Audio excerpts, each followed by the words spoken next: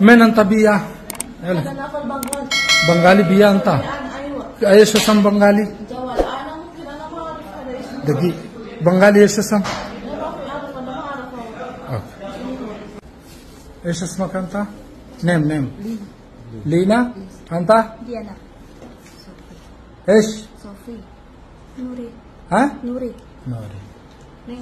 نينغرو هذا خرمة هنا موجود هذا خرمة ما في يعني بيا باقي هذا كله هذا حبيبي سوا هذا هندي بعد هذا 2 خرمة هذا واحد ثاني هذا كله سوي بيا معلوم هذا مدير كبير هذا سوا هندي يشتري خرمة معلوم هذا بعد هذا 2 حيوان هذا هندي هذا بيا هذا السواق شلي خرمة هذا حيوان 2 فوق راس هذا حيوان امسك خرمة بيا هذا حيوان خرمة بيا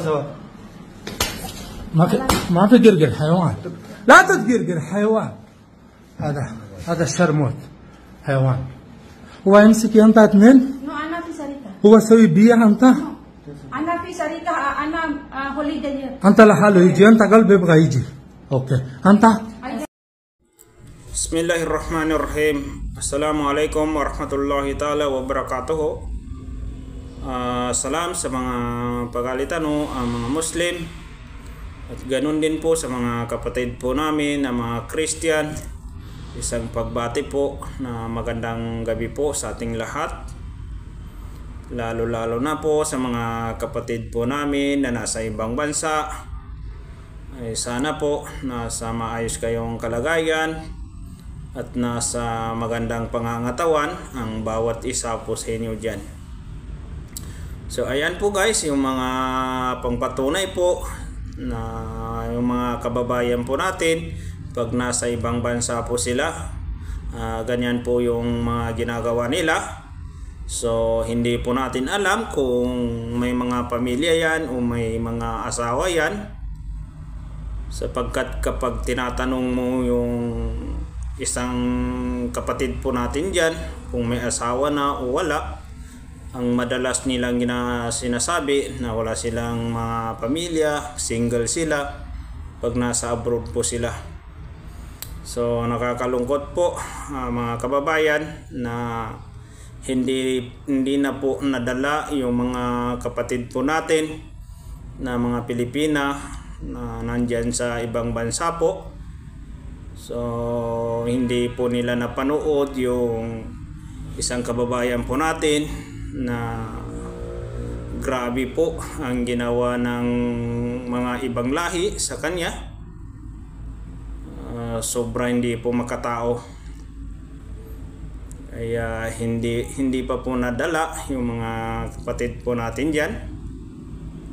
So nakakalungkot na ganun na ang mangyayari sa mga kapatid po natin na nagtatrabaho dyan sa ibang bansa.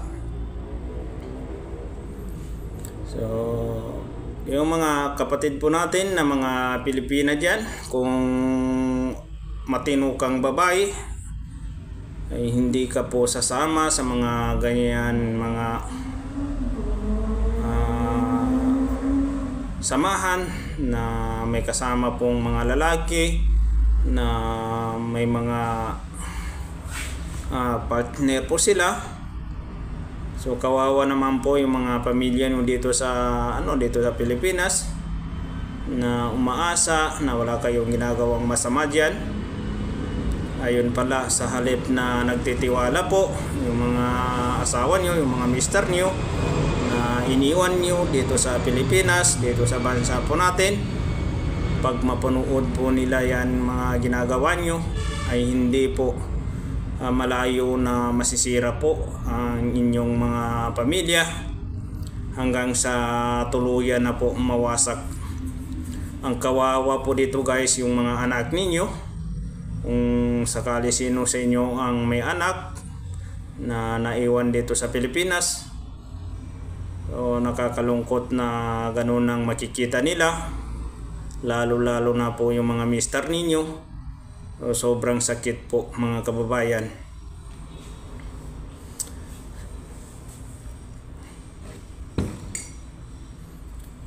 Siguro hindi po nila inaasahan na may mga magbibideo po sa kanila, o hindi po nila inaasahan na magbabiral po sila sa social media. Kaya ganyan ang ginagawa nila.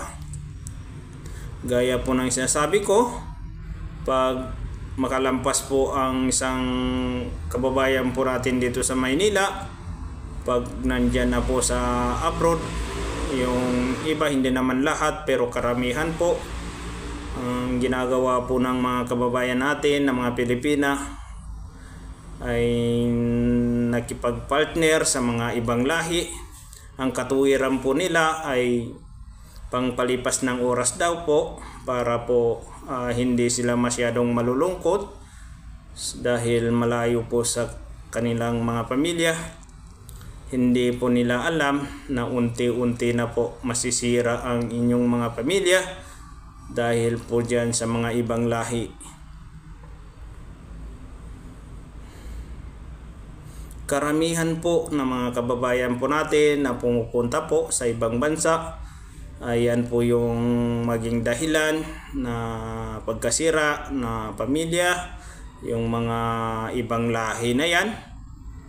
So napakarami na po nag-viral sa social media na yan din po ang dahilan, yung mga ibang lahi.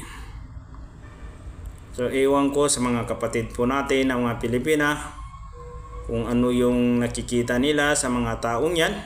Siyempre sila po ay nakakasalamuhan na nila dyan sa abroad, lalo na po pag isang driver po yung ibang lahi, tapos yung mga kapatid po natin ng mga Pilipina ay isang kasambahay o katulong ng mga Arabo, ay madalas po na dyan nakakaproblema sa mga driver dahil yung mga Pilipina po natin, mga kapatid po natin, ay pinapatulan po nila yung mga ibang lahi, sapagkat ang katawiran nila ay palipas oras lang daw. So mga kababayan, sana po may natutunan po tayo sa ganitong mga pangyayari sa mga kapatid po natin na nasa ibang bansa. At hanggang dito na lang po yung reaction po natin sa mga kapatid po natin.